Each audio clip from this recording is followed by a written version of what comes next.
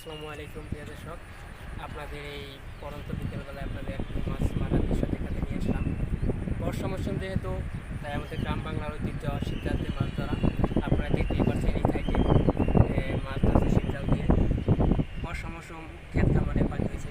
আপনারা জানেন যে বর্ষা মৌসুম হলে আমাদের দেশের মানুষ নদী খাল বিল ওদিক দিয়ে পানি হয় মাছ ধরে শীতকাল দিয়ে। তার জন্য আপনাদের ভাবলাম এই একটা ভিডিও করে আপনাদের দেখাই।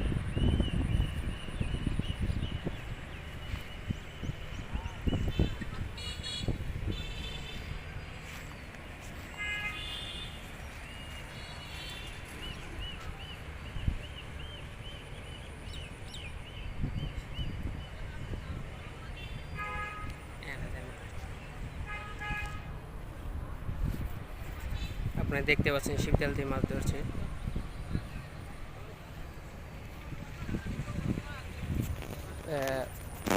যে কথাটা বলতে চাচ্ছি এখানে, আপনারা জানেন যে আমাদের গ্রাম বাংলার ঐতিহ্য এই শিব জাল দিয়ে মাছ ধরার দিন দিন হারিয়ে যাচ্ছে। তবুও এখন মাঝে মাঝে দেখা যায় বর্ষা মৌসুমে হলেই মানুষ শিব জাল দিয়ে মাছ ধরে।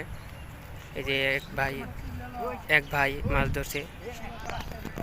তবুও যদিও কিছু কিছু সংখ্যক মানুষ মাছ শিব জাল দিয়ে ধরে, তবু আশারূপ যেরকম আশা করে যে মাছ পাবে, বড় বড় মাছ যেমন আগে নদীতে মাছ মারতো মানুষ, যেমন বোয়াল, বিভিন্ন প্রকার মাছ পাওয়া যেত, কিন্তু এখন ওইভাবে এখন আর মাছ পাওয়া যায় না।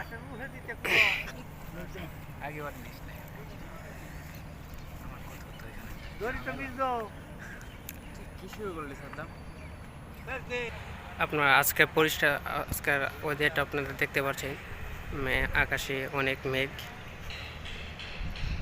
পরিবেশটা কিন্তু অনেক মজাদার, মানে উপভোগযোগ্য। আপনাদের দেখাচ্ছি ঘুরিয়ে।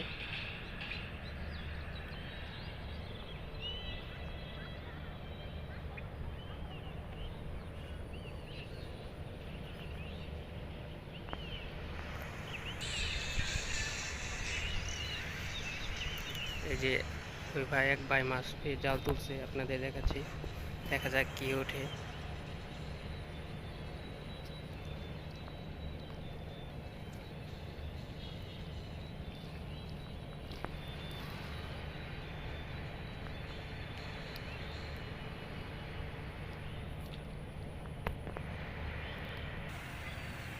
আপনারা দেখছেন এক সিরিয়ালে অনেকগুলা জাল পাতা হয়েছে। এই যে মাছ মারার জন্য, মাছ মারা অনেকেই দেখছে। তার সাথে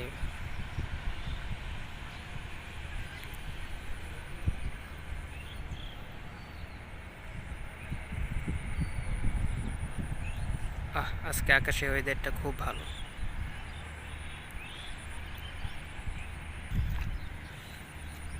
আপনাদের জাল তোলাটা দেখাচ্ছি।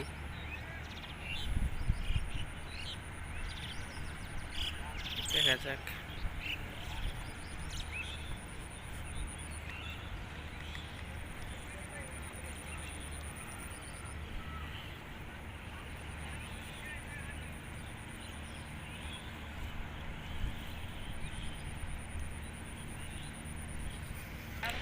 পরিশেষে আপনাদের একটা কথা বলতে চাই, যদি আমাদের ঐতিহ্যটাকে টিকিয়ে রাখতে হয়, তাহলে আমাদের এগুলো সংরক্ষণ করতে হবে।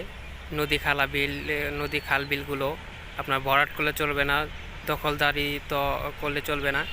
যদি আমাদের ঐতিহ্যগুলো হারিয়ে যায়, তাহলে আমাদের এই ঐতিহ্যগুলো হারিয়ে যায়, তাহলে আমরা এইভাবে আর মাছ মারা দেখতে পারবো না বর্ষা সিজন আসলে। বা এগুলো তো দূরে, তবুও তো আমরা এখন দেখতে পাই আমাদের পরের প্রজন্ম বা তারপরের প্রজন্ম এগুলো তখন আর এগুলো হয়তো থাকবে না, তখন তারা কিন্তু এগুলো আমাদের কথা জানতেও পারবে না যে শিবজাল দিয়ে মাছ ধরা হতো বা কীভাবে মাছ ধরা হতো। তাই আমাদের উচিত এগুলোকে সংরক্ষণ করা।